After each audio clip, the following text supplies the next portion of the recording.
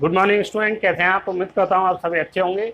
इसी उम्मीद के साथ मैं आज आपके लिए एक न्यू वीडियो लेकर आया हूँ। आज की वीडियो में हम डिस्कशन करने वाले हैं पैरेलल प्लेट कैपेसिटर के बारे में, जैसा कि मैंने पिछली वीडियो में मैंने आपको बताया था। उससे पहले मैं एक छोटा सा रीज़न बताऊंगा कि क्यों हम पैरेलल प्लेट कैपेसिटर पर आए जब हमारे पास स्फेरिकल कैपेसिटर था। क्या वो रीज़न था कि वो स्फेरिकल कैपेसिटर ज़्यादा यूज़फुल हमारे लिए नहीं हुआ और हम पैरेलल प्लेट कैपेसिटर की तरफ मूव करें। तो चलिए स्टार्ट करते हैं आज की वीडियो। आज का टॉपिक है हमारा parallel plate capacitor.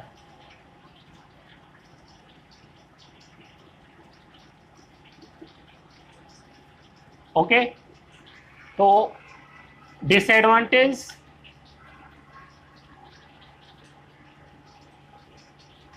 Of spherical capacitor,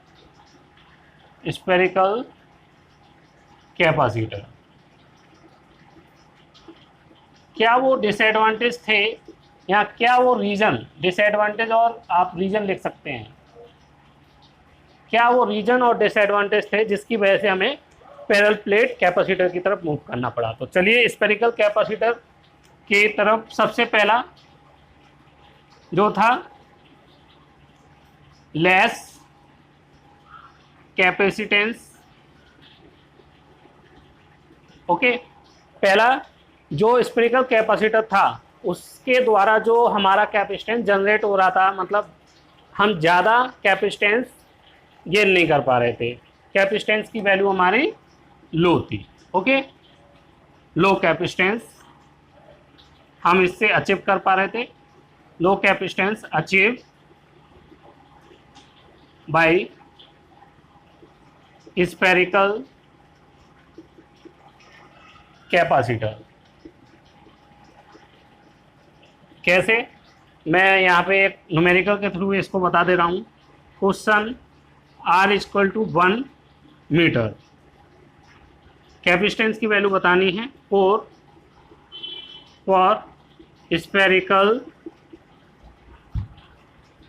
capacitor. Okay, तो कैलकुलेट करें तो C का फॉर्मूला क्या होता है, 4 पाई एप्सिलॉन नॉट R।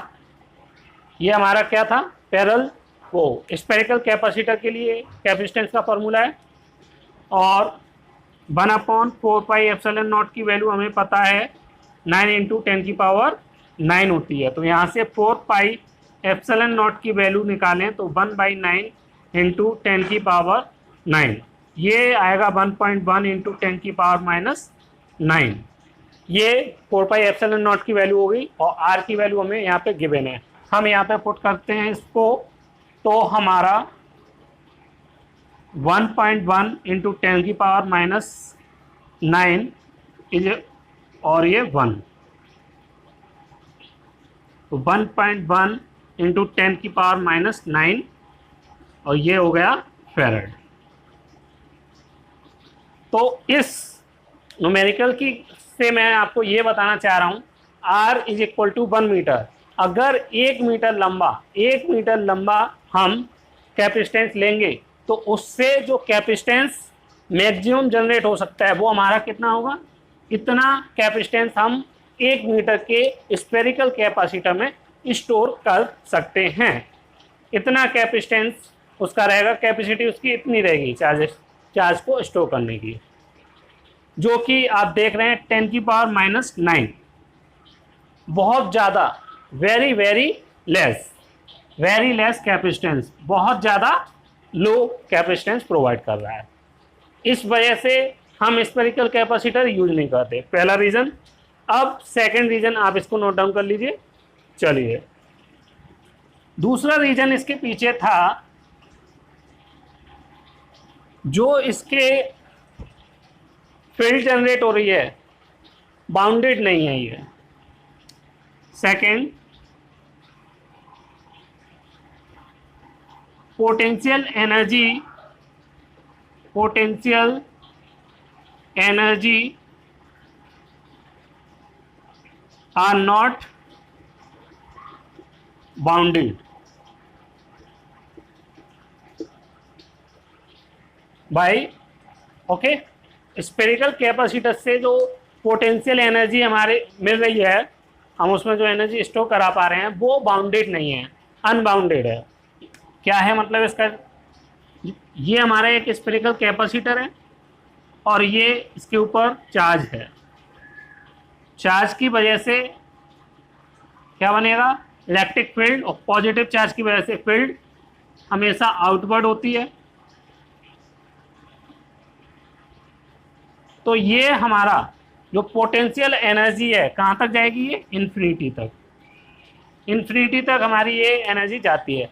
तो जो स्पेरिकल कैपेसिटर है उसके चारों डायरेक्शन में हमारी क्या ये फील्ड जनरेट होगी। हम इसको इलेक्ट्रिक फील्ड बोल सकते हैं।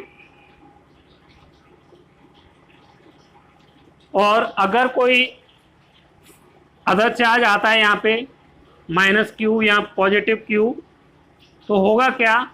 ये जो चार्ज है अपनी एनर्जी को वेस्ट करके इन चार्ज के ऊपर अट्रैक्शन या रिपल्सन का फोर्स अप्लाई करेगा, मीन्स इनको अट्रैक्ट करेगा या रिपेल करेगा।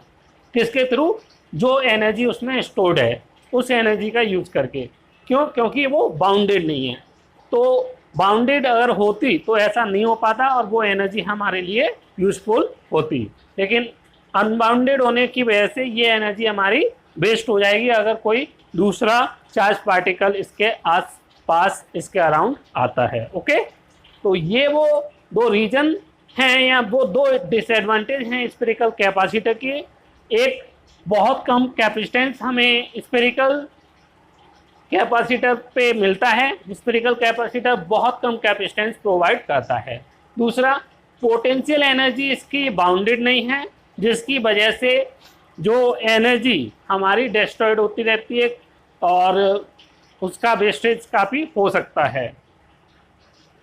तो ये वो दो रीजन थे जिसकी वजह से हम स्पेरिकल कैपेसिटर आज के टाइम पर यूज नहीं करते हैं। अब हम इस वजह से कहाँ पे गए?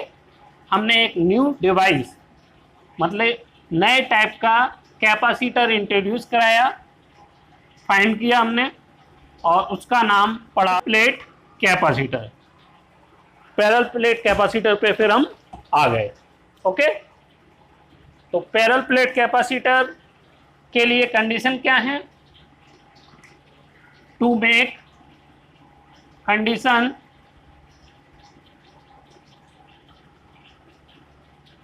to make parallel capacitor। Okay, तो पैरेलल प्लेट कैपेसिटर मेक बनाने के लिए हमें कुछ बातों का ध्यान रखना होगा। पहला और दूसरा, पहला हमारा जो हम प्लेट लेंगे, दो पैरेलल प्लेट, उन पैरेलल प्लेट का जो एरिया है वो हमारा सेम होना चाहिए। Same area same area of both plates of parallel plate capacitor. तो पैरेलल प्लेट कैपेसिटर के लिए हमारा पहला एम होना चाहिए कि जो हम दो प्लेट ले रहे हैं दोनों प्लेट का एरिया हमारा सेम होना चाहिए।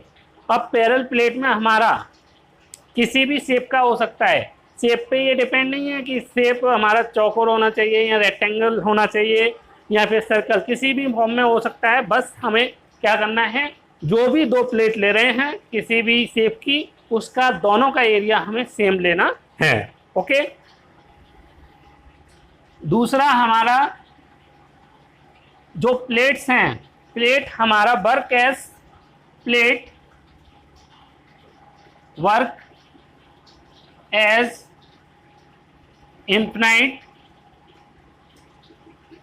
Infinite sheet of charge. Plate हमारी इनफाइनाइट शीट की तरीके से वर्क करनी चाहिए। दो हमारे ये मेन कॉन्सेप्ट हैं। दोनों प्लेट्स का एरिया सेम रहना चाहिए और जो दो प्लेट हैं वो पैरेलल प्लेट हमारी इनफाइनाइट प्लेट की तरीके से बिहेव करे। और तीसरा, दो पैरेलल प्लेट के बीच में जो दो प्लेट्स हैं पैरेलल प्लेट, उनके बीच में वो जो डिस्टेंस है गैप, वो बहुत ज़्यादा मिनिमम होना चाहिए as compare to the size of parallel plate. जो ये पैरेलल प्लेट हैं, इन पैरेलल प्लेट के साइज के अकॉर्डिंग जो डिस्टेंस है, गैप है दो प्लेट के बीच में, वो बहुत ज़्यादा कम होना चाहिए। डिस्टेंस और gap between two parallel plates are very very low as compared to the parallel plate। Okay student, तो ये तीन वो कंडीशन है जो पैरेलल प्लेट बनाते समय हमें कंसीडर करनी होती है और ध्यान रखनी होती है। एक, दोनों प्लेट का एरिया सेम रहना चाहिए। दूसरा, जो प्लेट ली हैं वो इनफाइनाइट शीट, जो हमारा फर्स्ट चैप्टर में है, इनफाइनाइट शीट की तरीके से वर्क करे। और जो उनके बीच में गैप है, डिस्टेंस है दो प्लेट्स के बीच की, वो बहुत ज़्यादा मिनिमम हो, जिसकी वजह से जो प्लेट हैं इनफाइनाइट शीट की तरीके से वर्क करें। इनफाइनाइट शीट बनाने के पीछे जो रीज़न है क्यों हम इनफाइनाइट शीट बना रहे हैं, तो वो रीज़न ये है कि उनके बीच में जो इलेक्ट्रिक फील्ड बनेगी वो एकदम स्ट्रेट बनेगी। Due to infinite sheet, reason मैं यहाँ पे लिख दे रहा हूँ, ड्यू टू इनफाइनाइट शीट और प्लेट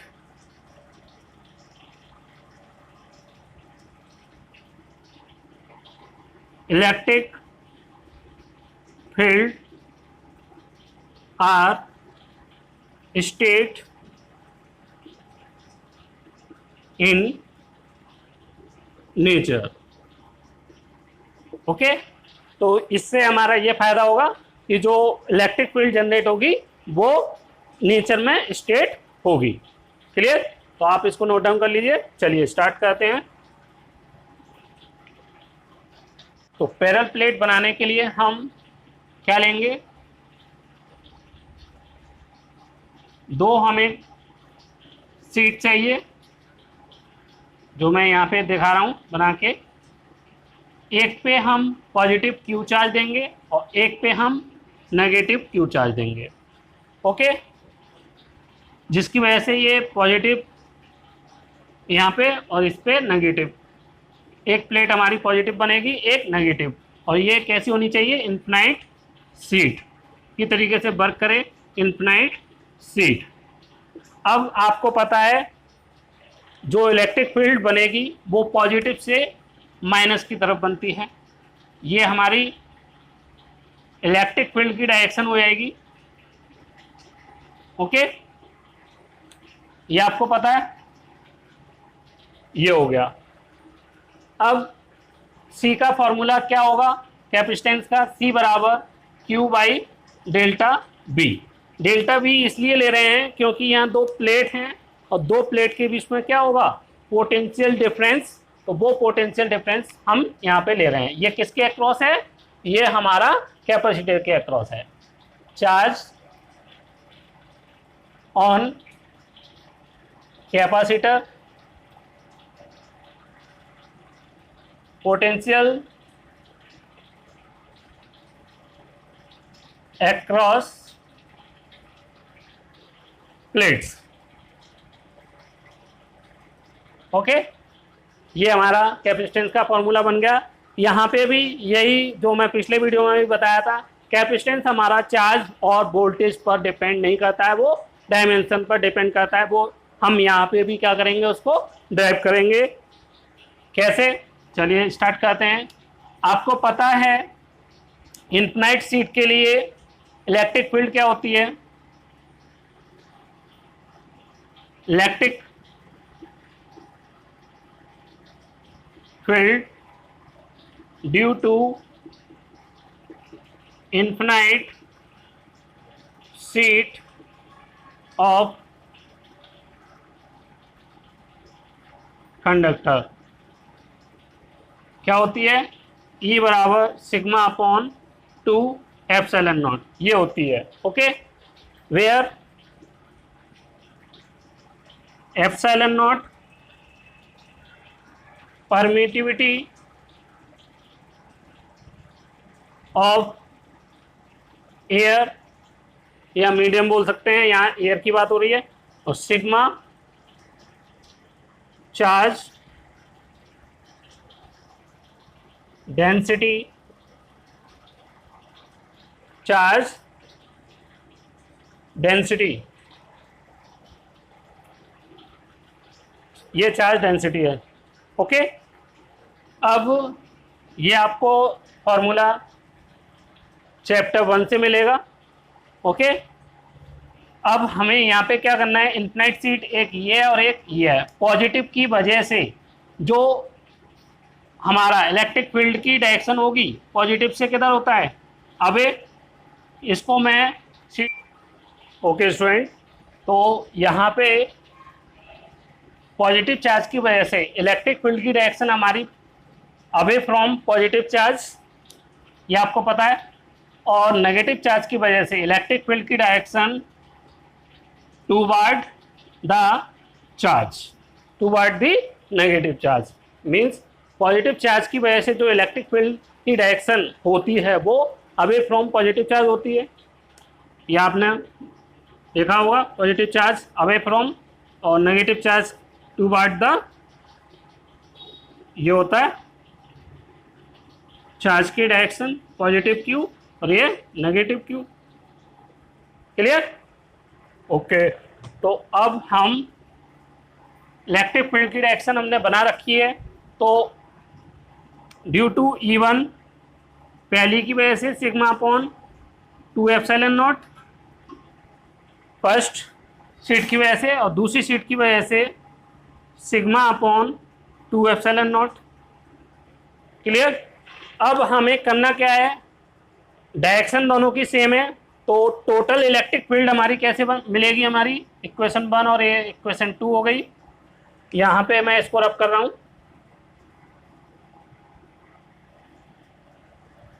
तो टोटल इलेक्ट्रिक फील्ड, जो नेट इलेक्ट्रिक फील्ड मिलेगी, क्योंकि ये इलेक्ट्रिक फील्ड कैसी क्वांटिटी हमारी, वेक्टर क्वांटिटी, तो ये हमारी वेक्टोरियल ऐड होगी E1 E2 और नेट इलेक्ट्रिक फील्ड मिलेगी। दोनों की वैल्यू हम यहाँ पे रखेंगे sigma upon 2 epsilon not plus sigma upon 2 epsilon not, sigma upon 2 sigma epsilon naught, तो 2 से 2 कैंसिल, हमारा बनेगा सिग्मा अपॉन एप्सिलॉन नॉट। तो नेट इलेक्ट्रिक फील्ड जो बनी हमारी वो क्या बनेगी, नेट इलेक्ट्रिक फील्ड बनेगी E बराबर sigma upon 2 sigma upon epsilon not, ये। ओके स्टूडेंट, तो हम यहाँ तक देख चुके हैं E बराबर sigma upon epsilon not. Sigma यहाँ पे क्या है मैं आपको बता चुका हूँ, चार्ज पर यूनिट एरिया, यहाँ चार्ज डेंसिटी, ये हमारा charge density, charge density sigma से डिनोट कर रहे हैं, और सिग्मा बराबर चार्ज पर यूनिट एरिया, ये है। ये वैल्यू हम यहाँ पे पुट करेंगे इस फॉर्मूले में, सिग्मा की value Q by A upon epsilon naught, तो ये फॉर्मूला बनेगा Q A एप्सिलॉन नॉट, ये आया हमारा E। ओके, अब हमें चाहिए क्या, कैपेसिटेंस। कैपेसिटेंस के लिए फॉर्मूला, एक फॉर्मूला आपने ये पढ़ रखा है, V बराबर E बराबर बी अपॉन डी, बी बराबर ई डी आर, जो कि माइनस का है। ये फॉर्मूला आपने पढ़ रखा है चैप्टर 1 में। यहाँ पे माइनस साइन हमारा डायरेक्शन को इंडिकेट कर रहा है, लेकिन हमें यहाँ डायरेक्शन नहीं लेनी है, केवल हमें मैग्नीट्यूड निकालना है। तो फॉर्मूला हमारा ई बराबर बी अपॉन डी, डी आर हमारा डी हो गया, डिस्टेंस जो दो प्लेट के बीच में थी, कैपेसिटर की दो प्लेट के बीच में जो डिफरेंस है वो ये डी है। ओके, तो मैं यहाँ पे इसको रख कर रहा हूँ। यहाँ से ई बराबर बी डी, तो बी बराबर क्या होगा ई डी, बी की ई की वैल्यू ये पुट करूंगा क्यू ए एप्सिलॉन नॉट और डी। ओके, ये आ गया बी। क्लियर। अब फॉर्मूला कैपेसिटेंस का क्या होता है, क्यू बाई बी, ये होता है ये क्यू और बी की वैल्यू में ये वाली पुट करूंगा Q D A epsilon not. Q से क्यू कैंसिल होगा और कैपेसिटेंस का फॉर्मूला बनेगा epsilon naught A upon small D. ये हमारा पैरेलल प्लेट के कैपेसिटेंस का फॉर्मूला बन गया। क्या हुआ, ई बराबर सिग्मा अपॉन एप्सिलॉन नॉट, कैसे निकला बता दिया मैंने।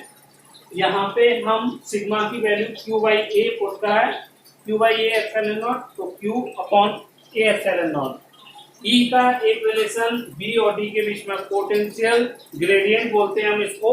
तो पोटेंशियल ग्रेडियंट में हमारा इलेक्ट्रिक फील्ड और जो डिफरेंस होता है वो और पोटेंशियल ग्रेडियंट का ये आता है, ये एक रिलेशन होता है। यहाँ से बी बराबर ई डी, तो ई की वैल्यू ये वाली मैंने इसमें पुट करा, तो बी की वैल्यू ये आ गई। कैपेसिटेंस का फॉर्मूला क्यू बाई बी होता है, क्यू बी की वैल्यू मैंने ये पुट करी और क्यू से क्यू कैंसिल हुआ, तो कैपेसिटेंस का जो फाइनल फॉर्मूला बना epsilon naught A upon B, ये बन गया। आपने नोट कर लिया होगा। अब मैं यहाँ पे जो फाइनल फॉर्मूला बना है इसको मैं यहाँ पे लिख रहा हूँ और यहाँ आपको इससे कुछ चीज क्लियर कराऊंगा। सी बराबर epsilon naught A upon D. तो जैसा कि मैंने पिछली वीडियो में भी आपको बताया था, कैपेसिटेंस की जो वैल्यू होती है वो डायमेंशन और मीडियम पे डिपेंड करती है। एप्सिलॉन नॉट यहाँ हमारा मीडियम को डिनोट कर रहा है। मीडियम एप्सिलॉन नॉट क्या है, परमिटिविटी ऑफ एयर, एयर एक मीडियम है, मीन्स मीडियम पे डिपेंड कर रहा है। ए हमारा area, D distance between two parallel plate, ये हो गया। तो ओवरऑल जो कैपेसिटेंस हमारा किस पे डिपेंड कर रहा है, डायमेंशन पर, कैपेसिटर की डायमेंशन पर, एरिया और जो हमारा डिस्टेंस है उनके बीच की, प्लेट के बीच की, और एप्सिलॉन नॉट क्या है, मीडियम की परमेबिलिटी मींस एयर। ये क्लियर हो गया। कैपेसिटेंस आपको अब क्लियर हो गया कि जो पैरेलल प्लेट का कैपेसिटेंस का फॉर्मूला बनेगा वो epsilon naught A upon D, इसको हम एप्सिलॉन नॉट रीड करते हैं। ओके, चलिए इतना आपको क्लियर हो गया। अब हम जो एनर्जी स्टोर्ड होती है पैरेलल प्लेट कैपेसिटर में, उसके लिए फॉर्मूला डेरिवेशन करेंगे और उसका फॉर्मूला टाइप करेंगे। ओके, तो क्या होता है इसमें, ये देखिए कैसे ये एनर्जी स्टोर्ड होती है वो देखिए। ये हमारी कंडक्टर 1 और ये हमारा कंडक्टर 2 है। ओके, अब इनिशियली ये क्या है, न्यूट्रल, दोनों neutral initially both are neutral initially. अब होता क्या है, अब हमें इसको चार्ज करना है। कैपेसिटर बनाना है, इनको चार्ज देना है। एक पॉजिटिव प्लेट बनानी होगी, एक नेगेटिव प्लेट इनफ्लाइट। तो उसके लिए क्या करेंगे, हम यहाँ से छोटा छोटा dq इस कंडक्टर सेकेंड या प्लेट सेकेंड से मूव ऑन कराएंगे प्लेट 1 पर। ओके, तो पहला, जब ये दोनों ही इनिशियली न्यूट्रल हैं, तो पहला जो dq होगा, यहाँ हम कह रहे हैं चार्ज dq, चार्ज को हम ट्रांसफर कर रहे हैं, या फिर आप कहिए इलेक्ट्रॉन को हम ट्रांसफर कर रहे हैं। ओके, तो इलेक्ट्रॉन का ट्रांसफर हो रहा है, तो ये हमारा dq पहला वाला पहुंचेगा, इजीली पहुंच जाएगा, कोई दिक्कत नहीं आ रही। ये हमारा एक है, एक ही है।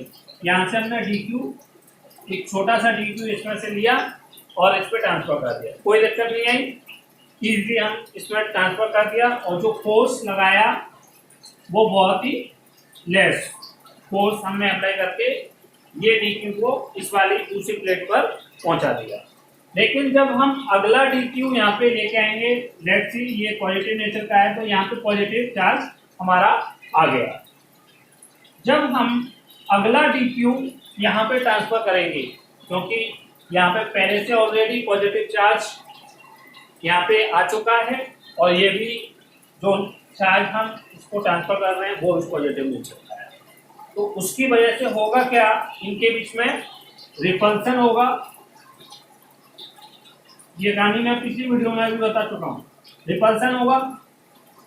इस रिपल्सन के अगेंस्ट क्या करेंगे, वर्क करना पड़ेगा, और जो वर्क होगा वो किस फॉर्म में स्टोर होगा,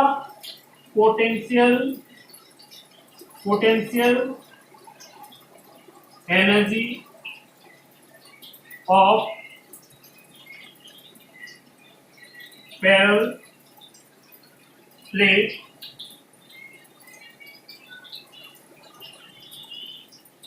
कैपेसिटर। ओके, तो होता क्या है, जब हम dq चार्ज को ट्रांसफर करते हैं, तो जैसे जैसे चार्ज यहाँ पे पहुंचता जाएगा रिपल्सन बढ़ता जाएगा, और पहले dq को यहाँ पहुंचाने में हमें कोई भी खास वर्क नहीं करना पड़ेगा, बहुत ही नेग्लिजिबल होगा। अगले dq को ले जाने में हमें ज्यादा मेहनत करनी होगी, ज्यादा वर्क करना होगा, क्योंकि रिपल्सन हो चुका होगा।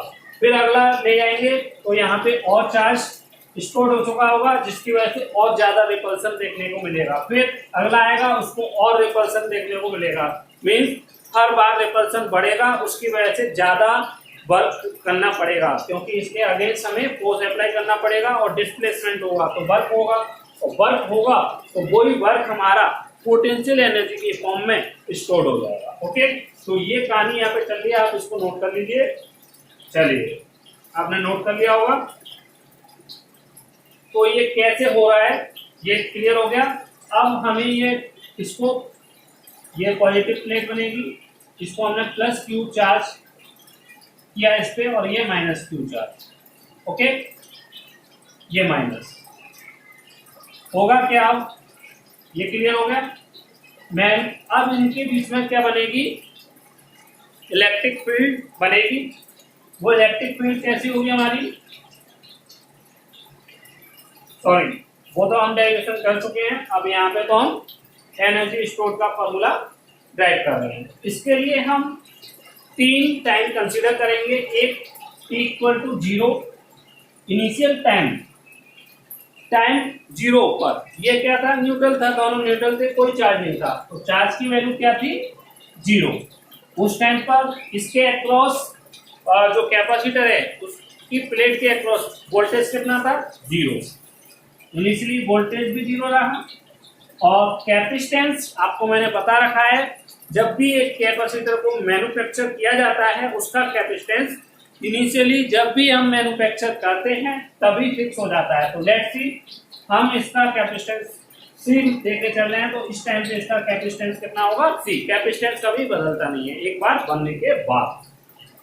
अगला टाइम हमने कुछ टाइम के बाद ये पार्शली क्या हो गया, चार्ज हो गया, और कितना चार्ज हो गया, स्मॉल क्यू के बराबर ये चार्ज हो गया, और इस टाइम पे जो वोल्टेज था स्मॉल v था। अब ये स्मॉल v कैसे आएगा, तो फॉर्मूला C = Q/V होता है। ओके, अब यहाँ पे हम स्मॉल क्यू चार्ज है तो यहाँ पे स्मॉल क्यू रखेंगे और वोल्टेज स्मॉल बी है तो स्मॉल बी। यहाँ से हम बी की वैल्यू अगर निकालना चाहें वोल्टेज की तो क्यू बाई सी ये आएगा, ये वैल्यू हमारी यहाँ पे आ जाएगी क्यू बाई सी। कैपेसिटेंस कितना होगा सी। तो टी टाइम जब होगा ये मिड टाइम कहीं बीच में तो उस टाइम पे चार्ज क्यू होगा, उसके अक्रॉस जो वोल्टेज डेवलप हो चुका होगा वो क्यू बाई सी होगा और कैपेसिटेंस को सी रहना ही है। अब फाइनली एक टाइम आएगा जिसको हम T equal to infinite time बोल रहे हैं। उस टाइम पे जो कैपेसिटर होगा पूरी तरीके से चार्ज हो चुका होगा, फुली चार्ज हो चुका होगा। तो फुल चार्ज हमें कितना करना है क्यू।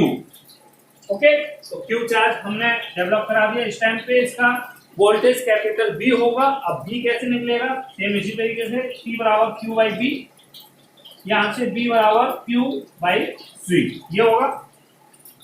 तो क्यू बी बराबर क्यू बाई सी और कैपेसिटेंस इस टाइम पे भी सी होगा। ओके, तो आप इसको नोट डाउन करिए। चलिए, आपने नोट डाउन कर लिया होगा, मैं इसको रख कर रहा हूँ नीचे वाले को। अब हमें जो वर्क करना पड़ा इसके अगेंस्ट, यही किसके फॉर्म में स्टोर होगा, पोटेंशियल एनर्जी। तो अब हम इस मिड टाइम को कंसीडर कर रहे हैं, ये वाला इस सेक्शन को ले रहे हैं। ओके, बीच वाले टाइम को। तो इस टाइम पे जो कैपेसिटर है, कैपेसिटर का क्या चल रहा है यहाँ पे, टी टाइम, जब टाइम टी था तो चार्ज उसका स्मॉल क्यू और बी बराबर क्यू बाई सी और कैपेसिटेंस सी, ये इस कैपेसिटर का चल रहा है इस टाइम पे, ये इसकी पोजीशन है। ओके, अब हमें वर्क डन निकालना है। तो डब्ल्यू वर्क डन कैसे निकलेगा, 10th क्लास में आप वोल्टेज का एक फॉर्मूला पढ़ चुके हैं, V बराबर डब्ल्यू बाई क्यू। अब यहाँ स्मॉल क्यू है तो हम स्मॉल क्यू लेंगे क्योंकि मिड वाले की बात कर रहे हैं, और डब्ल्यू हमारा डब्ल्यू एक्सटर्नल और ये भी छोटा होगा क्योंकि छोटा चार्ज है, और इस टाइम पे वोल्टेज भी स्मॉल होगा। यहाँ से डी डब्ल्यू का फॉर्मूला क्या बनेगा, B Q B Q. Okay, D और ये डी क्यू, छोटा सा चार्ज है तो D Q.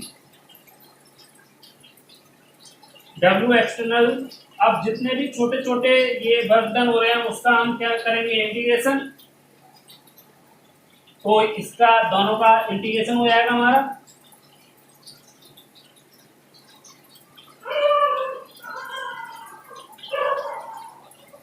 B D Q. Okay, इस टी टाइम जीरो पर चार्ज कितना रहा, जीरो, और t equal to infinite time पर, t इक्वल जीरो टाइम पे चार्ज की वैल्यू जीरो, और t equal to infinite time पर चार्ज फुली चार्ज हो गया कैपिटल Q। ओके, अब हमें क्या करना है, ये फुली जो आएगा W एक्सटर्नल कैपिटल आ गया, और यही हमारा पोटेंशियल एनर्जी की फॉर्म में स्टोर होगा। क्लियर, बी की वैल्यू हम यहाँ से ये वाली पुट करेंगे, Q by C integration zero to Q और Q by C D Q. Clear, अब मैं इधर का रब कर रहा हूँ।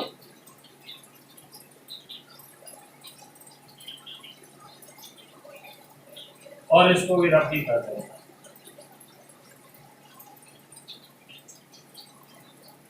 तो हमारा आ चुका है यहाँ से इंटीग्रेशन 1/c बाहर निकलेगा इंटीग्रेशन से, क्योंकि कांस्टेंट वैल्यू है, zero to Q by Q D Q. Okay, और ये क्या आ गया डेल्टा यू, 1/c क्यू का इंटीग्रेशन क्यू स्क्वायर बाई 2 0 क्यू। ओके, ये आ गया। अब हम इसको और सॉल्व करेंगे, तो ये हमारा सॉल्व होने पे आएगा 1/c, अपर लिमिट रखेंगे q square by 2 minus zero का स्क्वायर बाई 2, तो फाइनली जो सॉल्व करने पे आएगा 1/2 q square c delta u. तो डेल्टा यू जो हमारा बना क्यू स्क्वायर बाई 2c, ये हमारा डेल्टा यू की वैल्यू बनी। ये एनर्जी स्टोर्ड होगी पैरेलल प्लेट कैपेसिटर में। अब उसकी वैल्यू हम पैरेलल प्लेट के लिए, ये एनर्जी स्टोर्ड एक कैपेसिटर के लिए फॉर्मूला ड्राइव हो चुका है। अब पैरेलल प्लेट के लिए चाहिए तो हम वैल्यू रख सकते हैं उसके लिए।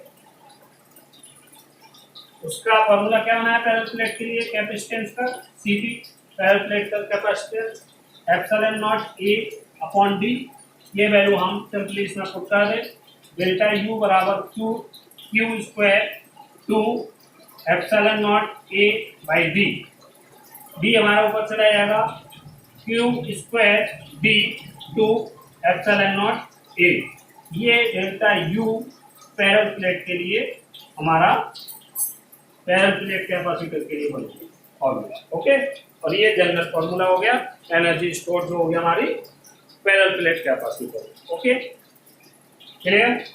तो ये डेरिवेशन हमारा कंप्लीट होता है। अब मैं यहाँ पे आपको वो पॉइंट बताने जा रहा हूँ, क्या वो रीजन है जिसकी वजह से हम पैरेलल प्लेट कैपेसिटर को यूज कर रहे हैं। तो इसके पीछे दो रीजन हैं, advantage of parallel plate capacitor.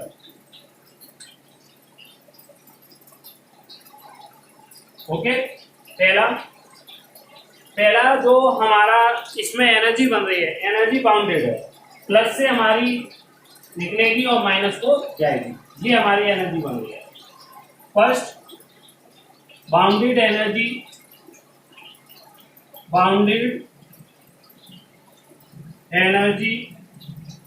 Is achieved by parallel